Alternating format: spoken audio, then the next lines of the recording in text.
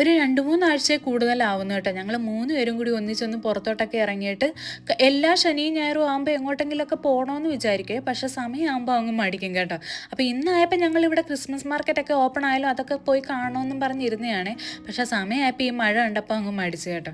പിന്നെ നമുക്ക് ആകെപ്പാടുള്ളൊരു ഓപ്ഷൻ എന്ന് പറയുന്നത് എംപോറിയം മാളാട്ടോ. അതാകുമ്പോൾ ഇവിടെ വന്ന വൈഷുവിന് കളിക്കാൻ ചെറിയൊരു പ്ലേ ഏരിയ ഉണ്ട്. നമുക്കായാലും തണുപ്പില്ലാതെ ഫുഡൊക്കെ കഴിച്ച് കുറച്ച് നേരം കറങ്ങി അടിച്ച് നടക്കാമല്ലോ എന്നും വെച്ചാട്ടോ പിന്നെ ഇങ്ങോട്ട് വന്നത്. ഈ സാൻഡേ ഞാൻ ദൂരേന്ന് കണ്ടപ്പോൾ ആദ്യം വിചാരിച്ചത് പാവ ഇരുന്ന് കൈ കാണിക്കുവാണെന്നാണ്. പിന്നെ അടുത്ത് വന്നപ്പോഴാട്ടോ മനുഷ്യനാണെന്നുള്ളത് മനസ്സിലായത്. ആദ്യം ഞങ്ങൾ കയറിയത് ഈ ജോൻ ജ്യൂസിലോട്ടാണ്. കാരണം ദൂരേന്ന് ഷോപ്പ് കണ്ടപ്പോഴേ അവൾക്ക് ജ്യൂസ് വേണമെന്ന് പറയുന്നുണ്ടായിരുന്നു. വൈഷുവിൻ്റെ റീസെൻറ്റ് ഫേവറേറ്റ് ആട്ടോ ഈ ജോൻ ജ്യൂസ്. ഞങ്ങളുടെയും ഫേവറേറ്റ് ആയിരുന്നു കേട്ടോ. ഞങ്ങൾ കയറി ഇപ്പോൾ വൈഷുവിന് കൂടുതലും ഇവിടുത്തെ ജ്യൂസ് ഇഷ്ടം. അപ്പം വൈഷുവിന് ജ്യൂസ് മേടിച്ചതിൻ്റെ കൂട്ടത്തിൽ നന്ദും പിന്നെ ഒരു ആവക്കാഡോ ഷേക്കൊക്കെ മേടിച്ചിട്ടുണ്ടായിരുന്നേ. പിന്നെ കുറച്ച് നേരം ഞങ്ങൾ അവിടെ നടന്നിട്ടൊക്കെ വന്ന് ഫുഡ് കഴിക്കാനാട്ടോ. ഞാൻ മേടിച്ചത് ഈ ഷിക്ലിംഗ് ഫിലെയാണ്. ഷിക്ലിംഗ് എന്ന് വെച്ചാൽ നമ്മുടെ ചിക്കൻ ആട്ടോ. ചിക്കൻ ഗ്രില്ല് ചെയ്തതും അതിൻ്റെ കൂടെ കുറച്ച് റൈസും സാലഡ് പിന്നെ ബ്രെഡൊക്കെ വരുവേ. നന്ദു മേടിച്ചത് ഈ പാസ്തയാണ്. ഞങ്ങൾ ഫുഡൊക്കെ കഴിച്ച് കഴിഞ്ഞിട്ട് പിന്നെ വൈഷുവിൻ്റെ ഈ പ്ലേ ഏരിയയിലോട്ടാട്ടോ വന്നത്. അവിടെ വന്നപ്പോഴും ക്രിസ്മസിൻ്റെ ചെറിയ ഡെക്കറേഷൻസ് ഒക്കെ ഇങ്ങനെ വെച്ചിട്ടുണ്ടായിരുന്നേ.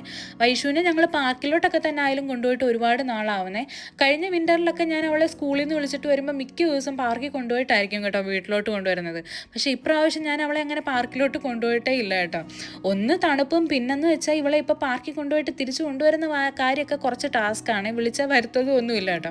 അപ്പോൾ എനിക്ക് പണിയാവുമല്ലോ എന്നും വെച്ച് ഞാനിപ്പോൾ അവളെ മിക്കപ്പോഴും അങ്ങോട്ട് കൊണ്ടുപോകാറേ ഇല്ല.